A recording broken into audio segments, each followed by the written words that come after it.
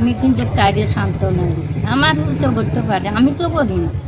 তুমি এরকম অভিযোগ দিয়েছি, ঠাকুর একজন আছে আর পাড়াবাসী সবাই আছে, টাকাটা জিজ্ঞাসা। যদি আমার দোষ থাকে আমরা লজ্জিত হই। দিনের ঘটনাটা কি আছিল? ওই দিনের ঘটনা ছিল সকালবেলা আমার বাচ্চারা লেফটিনে গেছে, লেফটিন করছে, তারপরে তারে জল খরচ করানোর লিগে আমি কইছি মা মা করে ডাকে, তারপরে কইছিলাম বাচ্চাটা ইয়ে করো জল শোষে দাও, বইয়া বইয়াগুলো ফ্যান ফ্যান ফ্যান ফ্যান ফ্যান করতে আসি, কী থাকো না করে এটি কোনো বোঝা যায় না। আপনার মিসেস? হ্যাঁ। আচ্ছা। ঠিক তখন আমি কইছি দেন বাইরে যাও, ওই কথা কইছি আর তখন হ্যাঁ আমি উঠছি আর যদি বাইরে যাও এই কথা কইছি আর জাগানো তুই একটা ধাক্কা দিছি আর পড়ে গেছে। শুধু ধাক্কা দিছিলেন? ধাক্কা দিবার পরে তারপরে পড়ে গেছে আর আমার দাদা আইসে বড় ভাই গেছে দেন আমারও ধরছে, ভালো না চল এদিকে চল, কী হয়েছে আজ দিন এমনি না আগুন সোসাই বেলায় গিয়া বারবার করতে জানা প্যান করতে। এভাবে মারছিলেন কেন? মানে এরকম কেন হাত তুলছেন আমার? এরকম মারছি না। এরপরে আমার বাড়িতে 3 দিন আসিল, রোববার শুক্রবার শনিবার রোববার, এই 3 দিন আসিল। 3 দিন পরে হ্যাঁ রোববার দিন সকালবেলা গেছে শ্বশুরবাড়ি যাই, তো ওই শ্বশুরবাড়ি যাবে গেছে আর আমি দিন ঠিক জায়গা যাবো, আমি বেড়াতে নিতাম। আচ্ছা যাবো তখনকার দেশুন গাজা 3 দিন যে আসিল এই সমস্ত কোনো দাগ ছিল না তার শরীরে, এটা ছিল না। তাহলে আপনার কি মনে হয় ওই বাড়িতে কেউ টর্চার করছে, তারপরে আইয়া আপনার কাছে অভিযোগ করছে? আপনার বাচ্চা কতজন? আমার বাচ্চা প্রথম একটা ছিল, এটা মারা গেছে 5 মাসে। 5 মাসে? হ্যাঁ।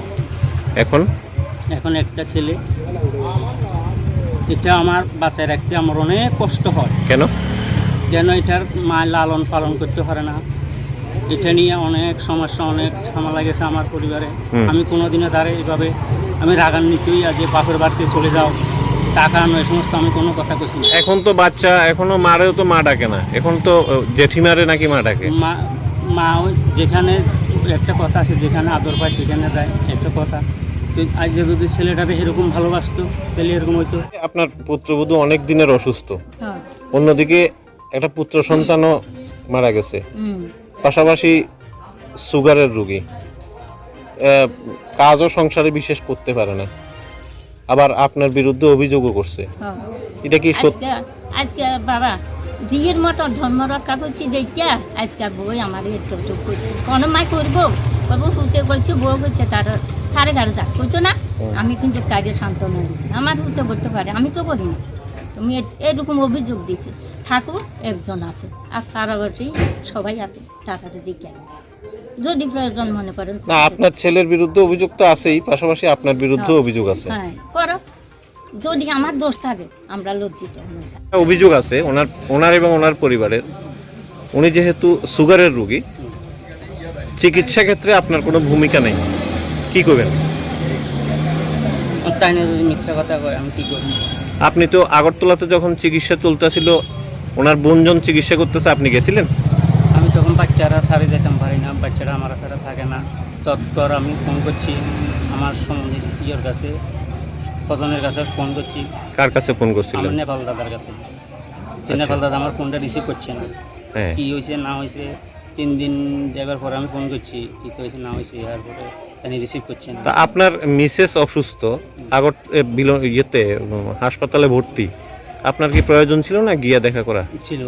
তাহলে গেলেন না? গেলাম না, আমি তখন ভাই পানের পরে কাজ করি, তখনকার পয়সা টয়সা নেই, একদম পানের ডাউন। আমরা এই বাচ্চাটারও ঠিক মতন খাওয়ান দাওয়ান লাগে, মানে আর্থিক সংকটের কারণে গেছেন? সংকটের কারণে আমি তখন পারিনি।